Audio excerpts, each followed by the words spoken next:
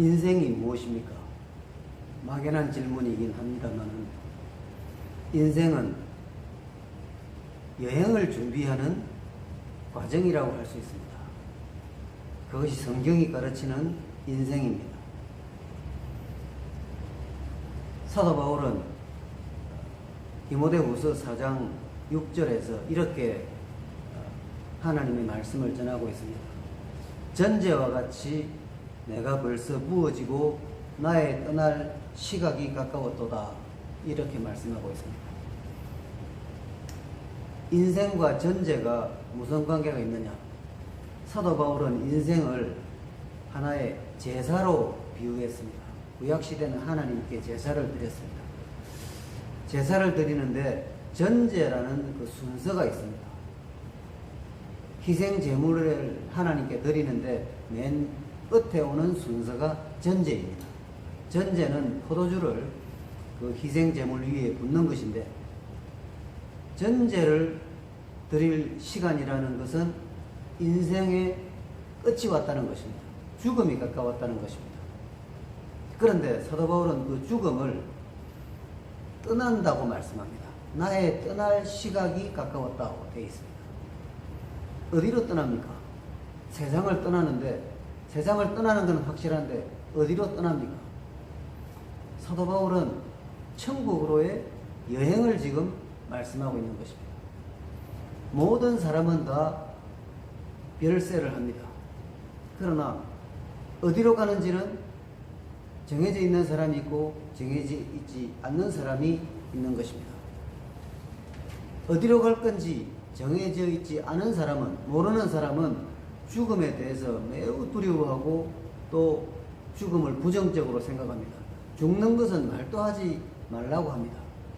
그러나 신자는 죽음을 귀하게 생각하고 또 죽음의 의미를 알기 때문에 죽음이 하늘나라의 여행이고 하나님 앞으로 가서 멸류관을 받는 그런 정말 신나고 값진 그런 것이라는 것을 성경을 통해서 믿고 또 그것을 소망으로 하고 살아가는 것입니다.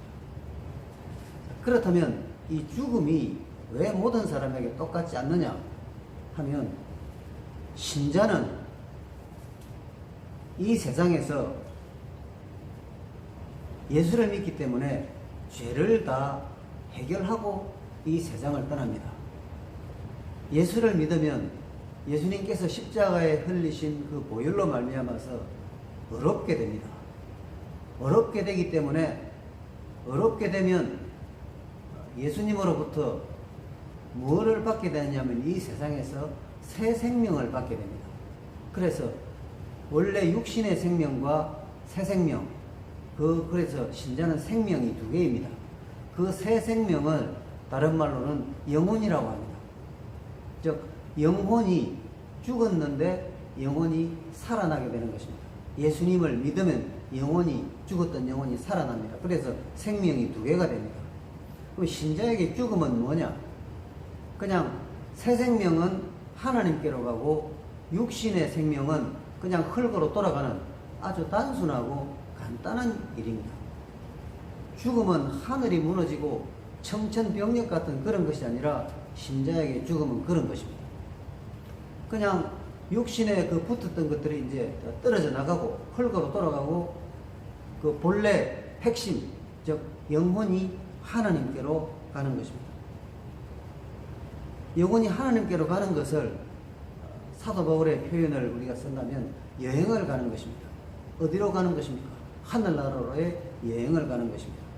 그래서 고린도후서 5장 8절 말씀해 보면, 우리가 담대하여 원하는 바는 차라리 몸을 떠나 주와 함께 있는 그것이라. 강력하게 원하는 것이 뭐냐? 이 세상에서 할 수 있으면 오래 살고 잘 사는 것이 아니라 더 좋은 것은 몸을 떠나, 무엇이 몸을 떠나겠습니까? 영혼이 몸을 떠나는 거죠. 영혼이 몸을 떠나는 게 뭐죠? 죽는 것입니다. 영혼이 몸을 떠나서 주와 함께, 즉 하늘나라에서 주님과 함께 있는 그것이 최대의 소망이고 바람이라는 것을 여기에서 말씀하고 있는 것입니다.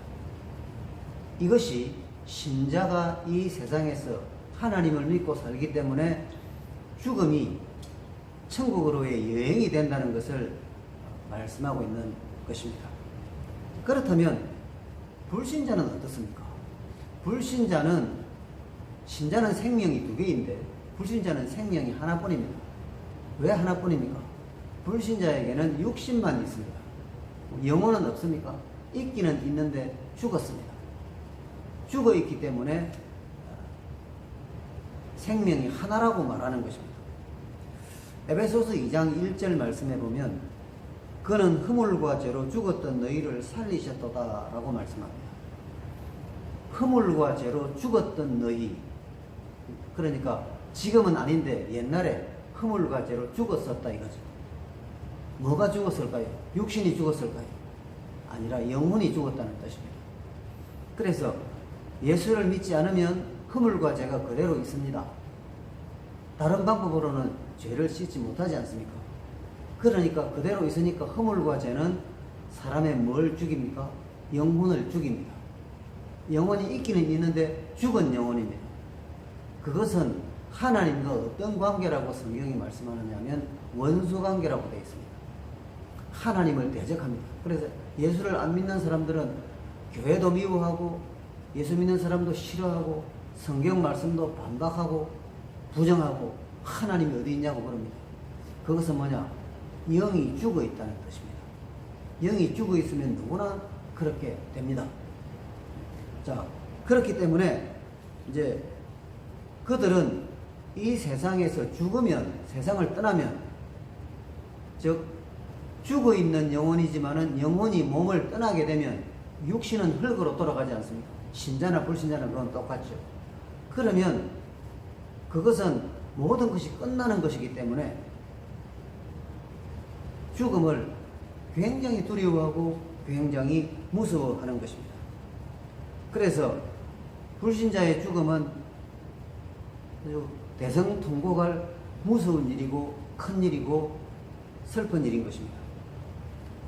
불신자의 죽음은 그래서 단지 영혼과 육체가 분리되는 신자의 죽음과는 전혀 다른 그런 죽음인 것입니다.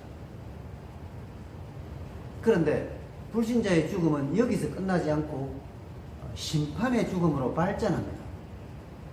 심판의 죽음이 뭐냐? 히브리서 9장 27절 말씀해 보면 한 번 죽는 것은 사람에게 정해진 것이고 그 후에는 심판이 있다고 되어 있습니다. 물론 하나님을 믿지 않는 분들은 인정하지도 않지만 죽은 후에는 심판이 있습니다. 하나님의 말씀은 진리입니다. 자, 죽은 후에는 그래서 심판이 있는데 심판은 곧 재판과 같은 것입니다. 어디에서 재판을 받느냐? 육신이 재판을 받는 것이 아니라 영혼이 하나님 앞에 가서 재판을 받습니다. 자, 재판을 받으면 재판은 두 가지 아닙니까? 유죄, 무죄. 그런데 지금 불신자의 영혼이 하나님 앞에 갔는데 이 영혼이 죄가 있습니까? 없습니까? 죄가 있습니다. 허물과 죄를 가지고 있습니다. 왜 허물과 죄를 가지고 있습니까? 예수를 안 믿었기 때문에 죄가 그대로 있습니다. 예수를 믿었으면 예수님께서 죄를 사해 주시기 때문에 죄 없는 상태가 됐을 텐데 예수를 안 믿었기 때문에 죄가 그대로 있습니다. 그러면 이제 재판을 받는데, 즉 심판을 받는데 죄가 있으니까 유죄가 될 거 아닙니까? 뭐 유죄가 되면 이 세상에서도 유죄가 되면 어디로 갑니까? 감옥으로 갑니다. 그러면 하나님 앞에서는 어디로 가겠습니까? 역시 감옥으로 갑니다. 그런데 이 세상에서는 감옥이 뭐 몇 년 그런 것도 있고 물론 뭐 사형당하는 그런 죄도 있지만은 하나님 앞에서는 영혼이기 때문에 죽지 않습니다. 영혼은 영원히 삽니다. 아까 영혼이 죽었다고 했지 않습니까? 하나님과 원수된 관계로 하나님을 등지고 있는 상태가 영적으로 죽은 것이고 그 영혼은 죽을 수 없습니다. 생명은 그대로 유지가 됩니다. 영혼이 존재하는 것입니다. 이 영혼이, 즉 죽은 영혼이 어디로 가느냐? 생명이 없는 이 영혼이 영원한 감옥으로 갑니다. 영원한 감옥이 뭘까요? 지옥이지. 불못이라고 되어 있습니다. 자, 왜 불못으로 갑니까? 죄가 있기 때문입니다. 특별히 무슨 죄를 많이 지어서가 아니라 하나님을 믿지 않으면, 예수님을 믿지 않으면 십자가의 그 주님의 작업이 이 사람에게는 적용이 되지 않습니다. 그렇기 때문에 죄가 그대로 남아있고 결국은 심판의 죽음, 영원한 죽음을 맞이하게 되는 것입니다. 그 결과는 영원한 감옥인 지옥으로 가는 것입니다. 자, 그렇다면 예수를 믿는 사람은 죽음이 여행이라고 했습니다. 여행을 떠납니다. 여행을 떠나니까 여행은 즐거운 것입니다. 기쁜 것입니다. 신나는 것입니다. 여행은 지금 여행지에 가서 누릴 그런 즐거운 것들을 상상하면서 여행을 떠납니다. 자, 그러나 불신자는 불신자의 죽음은 어떻습니까? 불신자는 여행을 떠나는 것이 아닙니다. 그럼 뭐라고 우리가 말해야 될까요? 감옥에 가는 거지 않습니까? 이 세상에서 감옥에 갈 때는 그 사람이 떠나고 이렇게 이동하는 것을 뭐라고 표현합니까? 참 이런 표현을 써서 죄송하지만 연행된다고 말합니다. 연행될 때는 어떻게 합니까? 수갑을 차고 그 다음에 끌려서 갑니다. 그 사람이 가고 싶습니까? 그곳에 가기 싫지만 가야 되는 거죠. 연행되는 것입니다. 이 세상에서 예수를 믿고 살면 사도 바울이 그랬던 것처럼 빛나는 천국으로의 여행을 떠나는 것입니다. 그것이 죽음입니다. 그러나 하나님을 믿지 않고 살았던 사람들은 싫지만 어쩔 수 없이 가야 되는, 끌려가는, 연행되는 그런 죽음을 맞이하는 것입니다. 여행으로 죽음이 여행이 될 것이냐, 죽음이 영원한 감옥으로의 연행이 될 것이냐는 이 세상에서의 삶이 결정하는 것입니다. 사랑하는 여러분, 부정하고 싶지만 또 너무나 많은 사람들이 이 비밀을 모르고 살아가지만 그러나 천국이 있고 지옥이 있습니다. 그렇다면 이렇게 많은 사람들이 예수를 믿지 않고 살아가는데 이 많은 사람들이 다 지옥에 가겠습니까? 그렇습니다.